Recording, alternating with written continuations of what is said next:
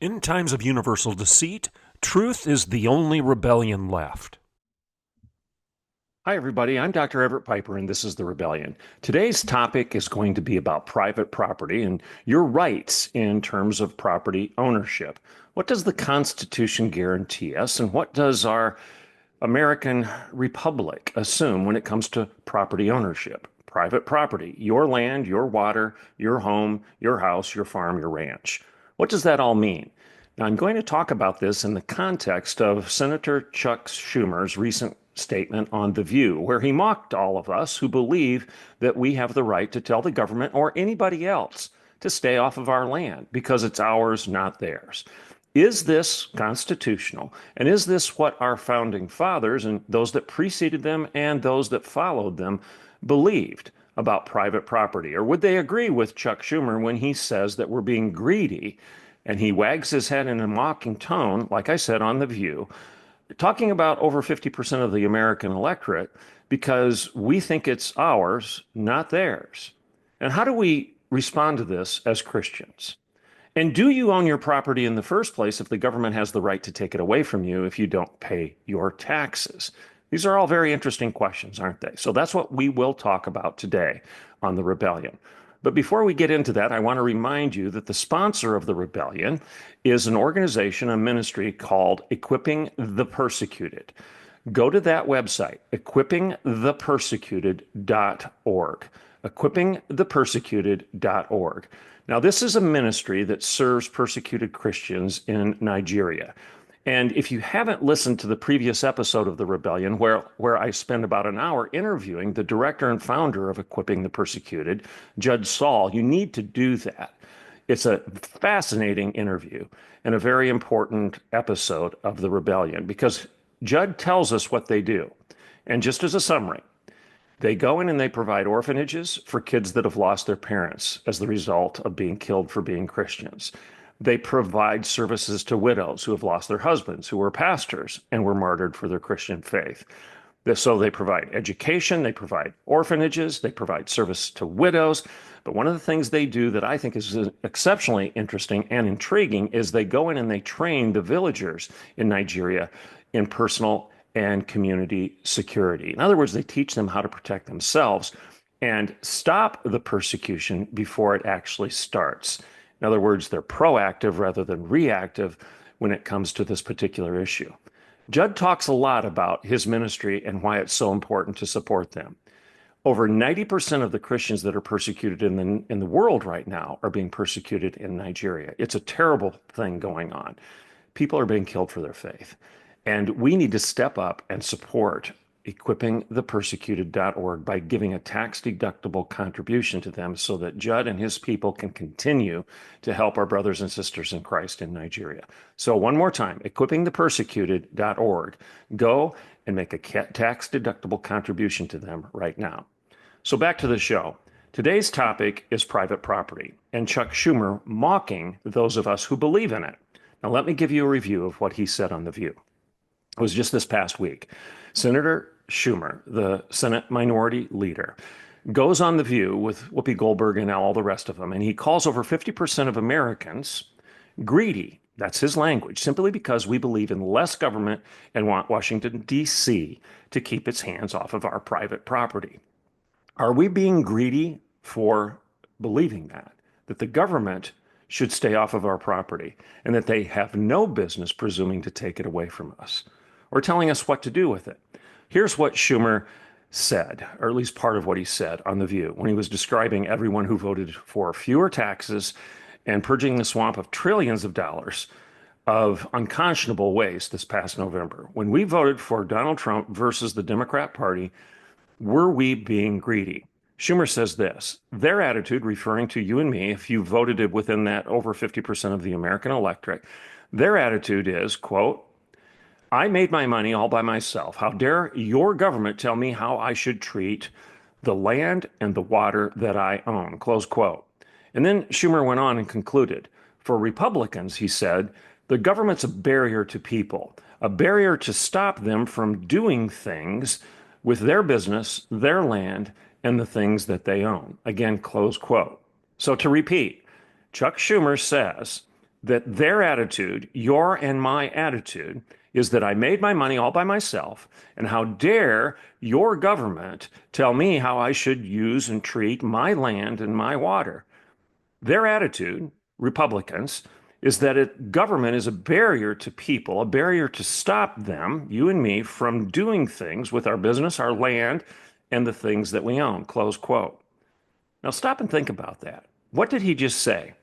I would argue that in a few short words, Senator Schumer just proved something that we've all known all along. He and his party, the Democrats, have no regard for one of the key tenets of the constitutional republic that we enjoy in the United States of America. And that key tenet is this: the right of ownership and the right to private property. Now, I could go on and tell you what I think about this till the cows come home. But what I'm going to do here is I'm going to share with you what the founding fathers and those that followed them said about this issue. So, when you're having a debate about the law, about what's right or wrong within the United States of America, don't you think it's most important to go back and review what the people who defined our constitutional republic thought about this issue?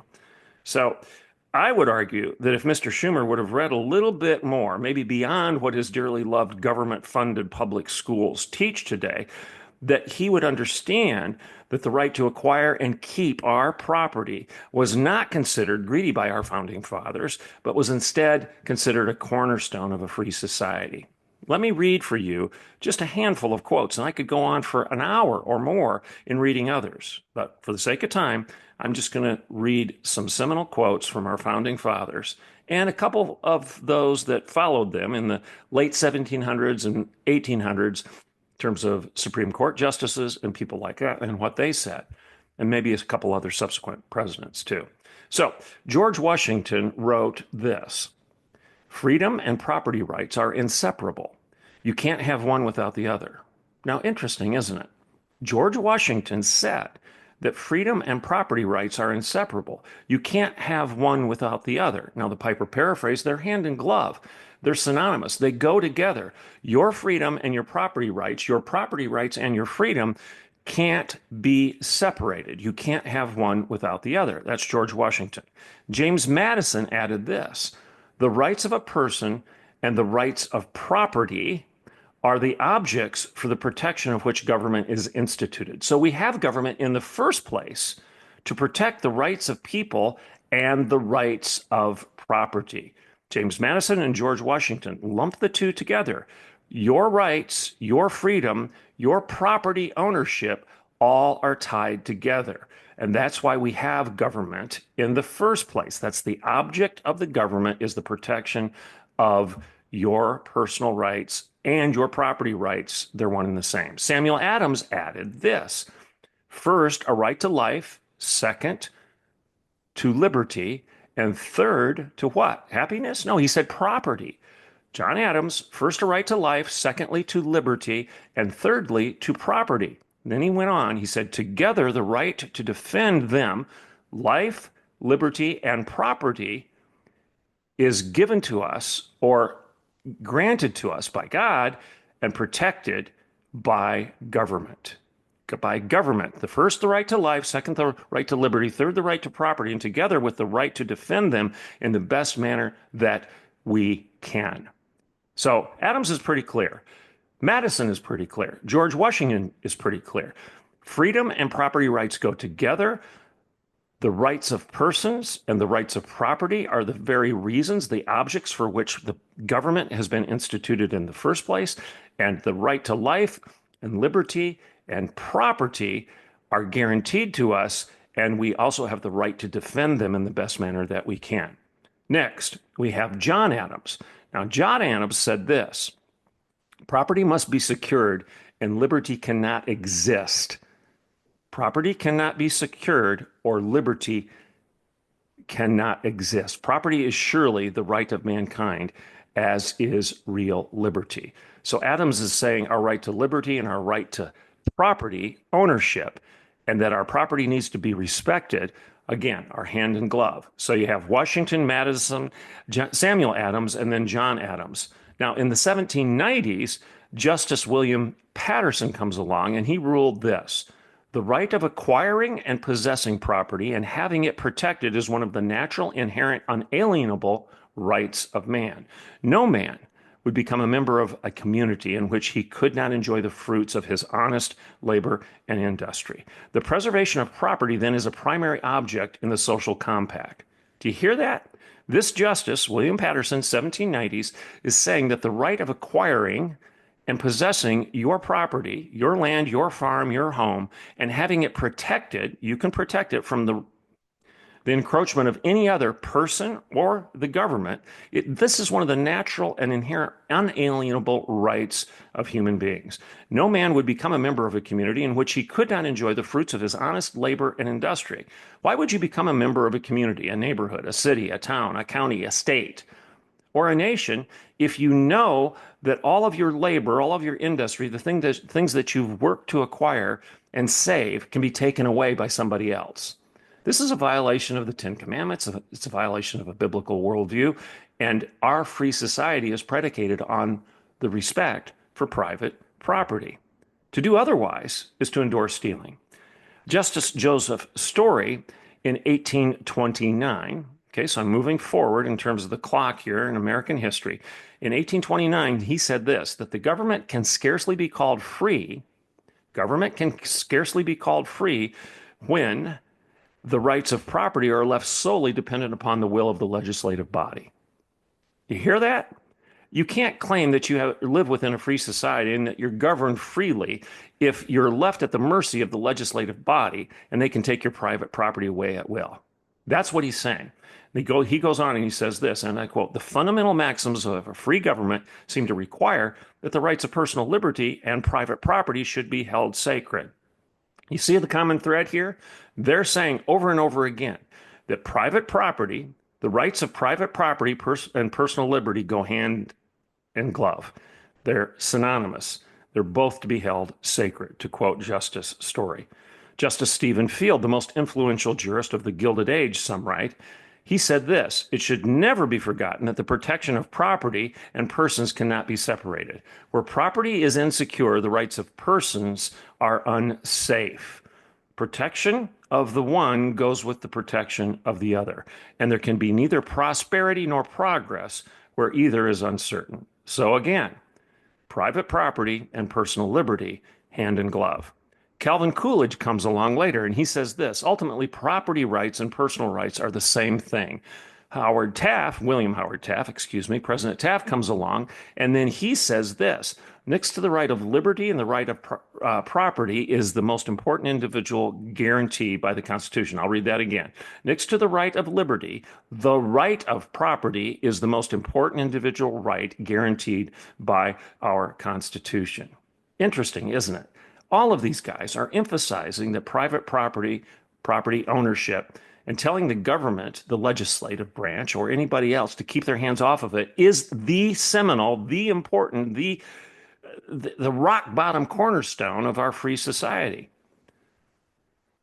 So here's my point. The repeated references by our founding fathers and those that followed them to life, liberty, and the pursuit of happiness, okay, this is the Declaration of Independence, right? Life, liberty, and the pursuit of happiness. Here's what we forget. How do you define happiness?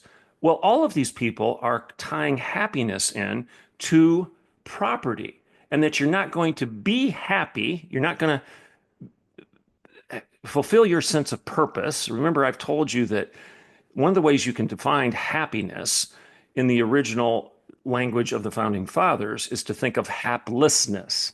Haplessness is to be just listing to and fro. You have no purpose, no direction, and you're confused. That's being hapless. Well, happy would be the opposite. You have purpose. You're not confused. You know where you're going, and you have a goal, a target, a purpose in life. That makes you happy.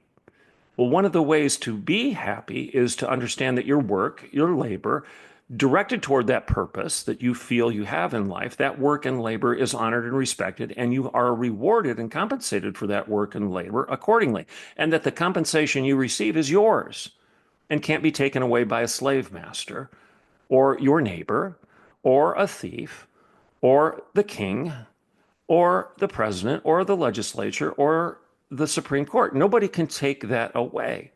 Thus, you have a sense of fulfillment because you now have property. So, back to my point again. The repeated references of the founding fathers and those who followed them to life, liberty, and the pursuit of happiness were predicated upon property rights and property ownership. John Adams, James Madison, Thomas Jefferson, George Washington, Samuel Adams, etc. All of them said that the absolute value of property ownership is hand in glove with individual purpose and fulfillment. For them, the work of your hands was inviolate. When you labor, you are compensated with property. It's called money. When you do a job, you're compensated for doing that job. And today, that compensation comes in the form of money. This money, this property, allows you to go purchase more property in the form of food, clothing, farms, cattle, ranches, etc. This process of acquisition, now hear me on this, brings a sense of joy and happiness. You know that. Do you remember the fulfillment and the joy you had when you bought your first house? Do you remember when you celebrated paying off your mortgage because now you have full ownership of that house? The bank doesn't share ownership with you. It's yours.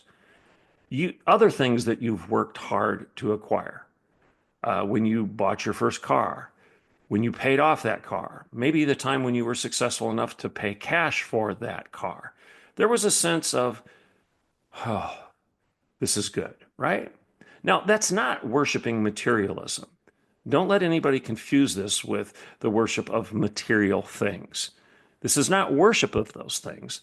This is a biblical admonition to respect the right of people to own the things they've worked for and not steal it from them. Why do you think one of the 10 Commandments was thou shalt not steal? So when you labor, you are compensated for your you are compensated with property. When you labor, you are compensated with property. And that's money.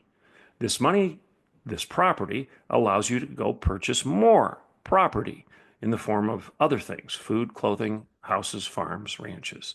This process of acquisition brings a sense of joy and happiness, and it is in that it represents an achievement of your goals, your dreams, and your aspirations.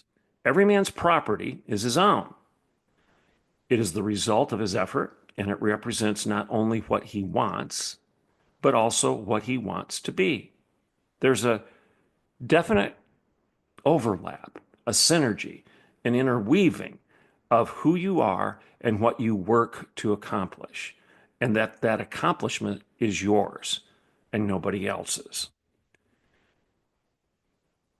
In other words, how else should I say it? In America, you are your own person and your property is your own. That is a cornerstone principle of our constitutional republic. You are your own person. The government cannot intrude into your life. It can't take your life. The government can't take your liberty. You're your own person. But the government can't take your happiness. And your happiness is tied into your right to property ownership. The founding fathers believed this. You can dispute it. You can argue against it. You can say that they were wrong. You have the liberty. You have the right to do that. But you don't have the right to ignore that they said it. And that part of the construction of our constitutional republic assumes the right to private property and the respect for that ownership. Our constitutional republic was founded on the principle of your property being synonymous with your liberty and your security. I've said this before. One of George Washington's favorite Bible verses, some would argue that maybe it was his favorite verse, because he cited it over 50 times in his correspondence with other fellow founding fathers. It was an obscure verse, one that you wouldn't necessarily find on your refrigerator or posted somewhere else. It's Micah 4:4, the prophet Micah in the Old Testament, chapter 4, verse 4. And what is that verse? Every man shall sit under his own vine and his own fig tree, and shall not be afraid. Every man shall sit under his own vine and his own fig tree, and shall not be afraid. Well, why in the world would George Washington cite that verse over 50 different times in correspondence with his fellow founding fathers like Jefferson and Adams and Madison? Why? Why did he cite that? Why did he write letters to them and continuously quote this verse? Stop and think about it. This is why. It's something that Democrats like Chuck Schumer clearly don't understand. And it's very simple. It's this. It's your vine. It's your fig tree. It's your ranch. It's your farm. It's your house. It's your driveway. It's your front gate. It's your front yard. It's your bank account. It's yours. You worked for it. You labored for it. You were compensated for that labor and your work, and you bought this stuff with the property that you acquired so that you could build more property and accomplish your dreams and be self-sufficient and keep the government out of your hair because it's yours. Not the King of England's, not the President of the United States, and not the minority leader of the Senate, Chuck Schumer's. It's yours. I'm going to repeat this. It's your vine. It's your fig tree. It's your ranch. It's your farm. It's your house. It's your car. It's yours. It's your bank account. These are your things. And George Washington repeated it over and over again. When it's yours, you shall not be afraid because you don't share that ownership or you aren't a tenant on the property that somebody else owns. You've got more liberty and more security because you've been given the right to earn it, to buy it, to own it, and to keep other people off of it and to use it as you see fit. What you have earned and acquired is not Chuck Schumer's. And no amount of his juvenile head-wagging mockery on The View should make you afraid to tell him and everybody else in his party to keep their hands off of it and to stay off of your property. So, as I conclude, I want to remind you that as Chuck Schumer was saying this on The View, where he was mocking us for our desire to keep the government off of our property and stop trying to come in and steal portions of it all the time, or to give us restrictions through some bureaucratic state, a bunch of unelected officials in Washington, D.C. that are telling us what we can do with our land or our water. Chuck Schumer's mocking us for that. And that mockery assumes that it's not ours, that it's theirs, and that they can tell us how to use it, when to use it, and perhaps even that they have the right to come on and take portions of it away. They don't believe that your personal liberty and your personal property are synonymous. They don't believe that. Now, at the same time, he's making it clear, and he's mocking you and calling you greedy for wanting to keep your property. The governor of Florida, Rick DeSantis, comes out and says this week that he intends to eliminate property taxes in Florida. Now, why did he say that? He said because as long as you're obligated to pay your property taxes every year under the threat that you can be evicted from that property that you've bought and you now own, you can be evicted from that property if you don't pay that annual rent. DeSantis equates property taxes with rent. And essentially, you're obligated to pay those property taxes to the landlord, that rent to the landlord every year. And if you don't pay the rent on time to the landlord, then you can be evicted from that property. Paying property taxes essentially means that you don't own it anymore and that the state does, and that they can kick you off if you don't pay your annual quote unquote rent. What do you think about that? DeSantis has a legitimate point, doesn't he? If you are obligated to pay an annual tax, call it rent, synonymous with rent, do you really own the property that you're living in and on? if the state has the right to take it away from you if you don't pay that fee. DeSantis is saying that property taxes are basically akin to a landlord saying, you owe me rent. You're in arrears. You haven't paid for 1, 2, 3 months or more. Therefore, we're going to evict you.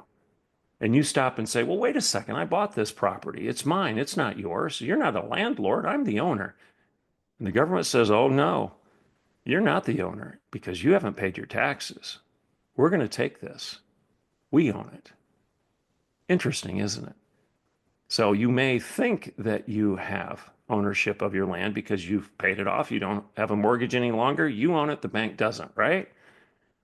DeSantis is saying if you have property taxes, you need to ask yourself the question, do you own it in the first place? Well, Washington said yes. Samuel Adams said yes. John Adams said yes. James Madison said yes. Supreme Court justices in the late 1700s and 1800s have said yes. Calvin Coolidge said yes.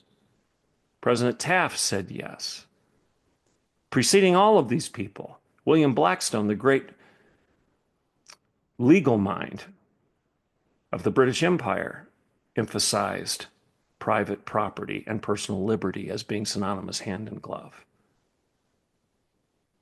John Locke, a political philosopher that all of our founding fathers understood and read broadly, emphasized what? Personal liberty and private property go hand in glove. They're one and the same. So as you think about your local state and the government and property taxes, real estate taxes, they're called ad valorem taxes. In Latin, it's taxing you on the value of the things that are your personal property. Your land, your cattle, the things that you own. If the government or any other entity can take those things away from you if you don't pay your annual rent, maybe we ought to start reevaluating the legality and the constitutionality of property taxes, ad valorem taxes, real estate taxes in the first place. Something to think about, huh?